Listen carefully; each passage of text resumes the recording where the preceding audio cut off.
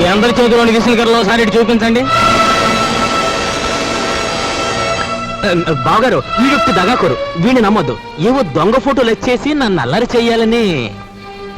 బాబు, మీలాంటి వాళ్ళందరూ చేరి వాడిని దగాకోరుగాను దగులు బాజీగాను తయారు చేస్తున్నారు. వాడు దగాకోరే, మరి ఇదేదో మోసం బావగారు. మా అబ్బాయి ఇంతవరకు ఎవరిని పెళ్లే చేసుకోలేదు. అసలు ఈ అమ్మాయి ఎవరో మాకు తెలియదు బావగారు. సరస్వతి, మేము దైవసాక్షిగా పెళ్లి చేసుకున్నామండి. మా ఇష్టం లేకుండా బలవంతంగా ఈ పెళ్లి జరిపిస్తున్నాడు మా నాన్న. సరదాగా దండలు మార్చుకున్నంత మాత్రాన అది పెళ్లి అవుతుందా?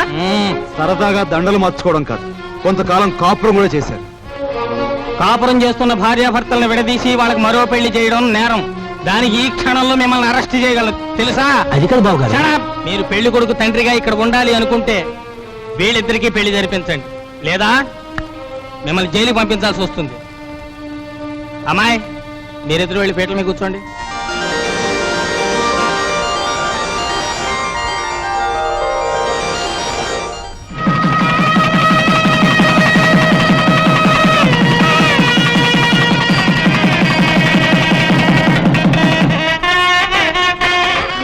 నాయనా బాబు, ఇదంతా నీ గొప్పతనం రా. మన వంశ గౌరవాన్ని నిలబెట్టావురా బాబు. మీ అభిమానానికి కృతజ్ఞుని. నా డ్యూటీ మాత్రం నేను చేశాను. నువ్వెంత మంచివాడు బాబు.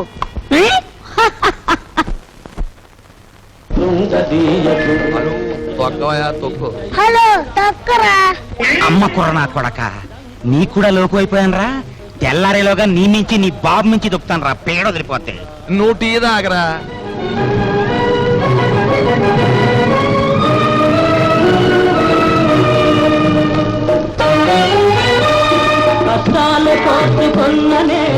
సావిత్రి, నీ మొగుడికి నిద్రమత్తు పోయి హుషారుగా సైకిల్ దొక్కి పందెం గెలవాలి అంటే ఒకే ఒక పద్ధతి ఉంది. నేను చెప్పినట్టు వింటావా? ఏమిటో చెప్పండి, చేస్తాను. ఏం లేదు, సాచి లెంపకే కొట్టి.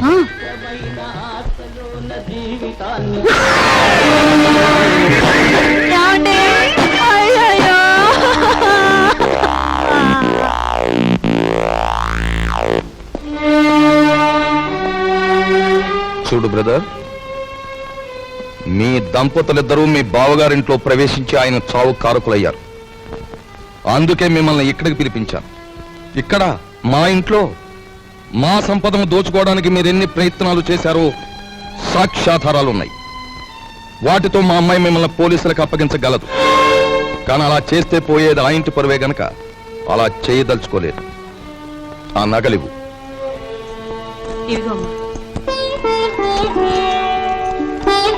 అదిగో మీ ట్రంక్ పెట్టి. ఆ పెట్టెలో ఈ ఇంటికి సంబంధించిన వస్తువులు ఎన్నున్నాయో మాకు బాగా తెలుసు. ఇక నుంచే నాకు గౌరవంగా బ్రతకడం నేర్చుకోండి. అలాగే సార్, మా దారిని మేము వెళ్ళిపోతాం. బ్రతికినంత కాలం మిమ్మల్ని తలుచుకుంటూ బుద్ధిగా బతుకుతాం. మాకు సెలవు ఇప్పించండి. వెళ్ళండి. పదవే.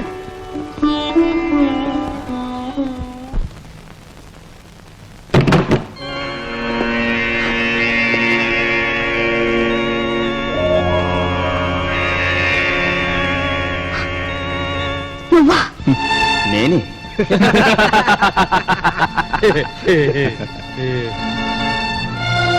ఆయన చావు బతుకుల్లో ఉన్నారు. తెలిసిన వాడివి, నాకు సాయం చేయి. దయచేసి వెళ్ళిపో.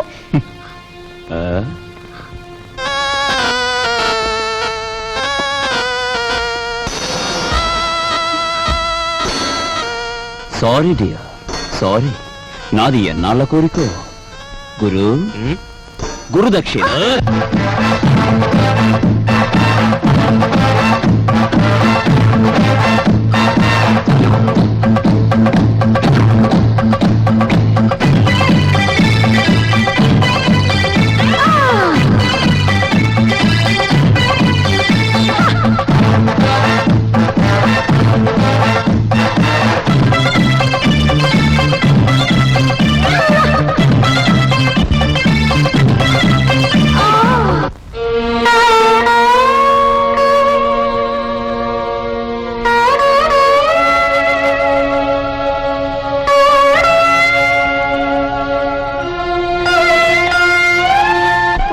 నా భర్త సావు బతుకుల్లో ఉంటే ఆ చాలి కూడా లేకుండా ప్రవర్తించాడు మీ అబ్బాయి.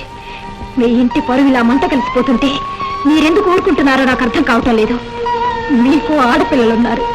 ఆడపిల్లల జీవితాలతో ఆడుకునే అలాంటి వాణ్ణి మీరు విచ్చలవిడిగా వదిలేస్తే ఏమవుతుందో ఒక్కసారి ఆలోచించండి. మీకు ఆడపిల్లలున్నారు. ఆడపిల్లల జీవితాలతో ఆడుకునే అలాంటి వాణ్ణి మీరు విచ్చలవిడిగా వదిలేస్తే ఏమవుతుందో ఒక్కసారి ఆలోచించండి.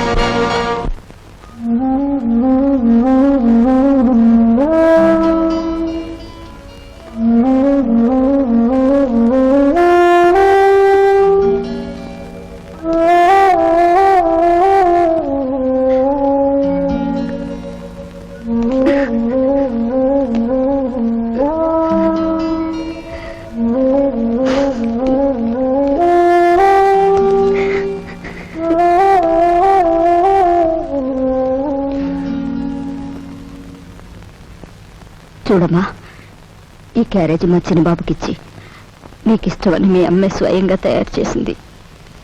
ఒక్కటి కూడా వదలకుండా తినమని చెప్పు. తమ్ముడు క్యారేజ్ నేను తీసుకెళ్తాను, నువ్వు పద. ఏమ్మా, ఇన్ని వండి తమ్ముడికే పంపిస్తున్నావు, మేము తినకూడదా? అది కాదు బాబు, అది నాకు తెలుసమ్మా, నాన్నగారు చనిపోయిన దగ్గర నుంచి ఏనాడు పిండి వంటలు చేయను నువ్వు.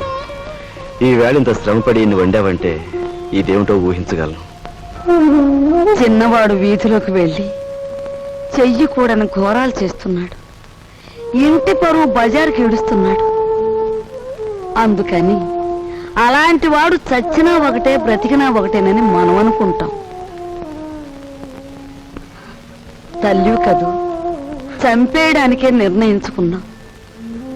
చూడు తల్లి, వాడు దుర్మార్గుడే కావచ్చు, కాని వాణ్ణి కనిపించింది మనమమ్మా. చూడు, వాడు ఇవాళ ఇలా తయారయ్యాడంటే దానికి కారణం మన పెంపకం కదూ. అందుకని ముందుగా ఆ విషయం మనం తిని తర్వాత వాడికి పెడదాం. ఏమ్మా?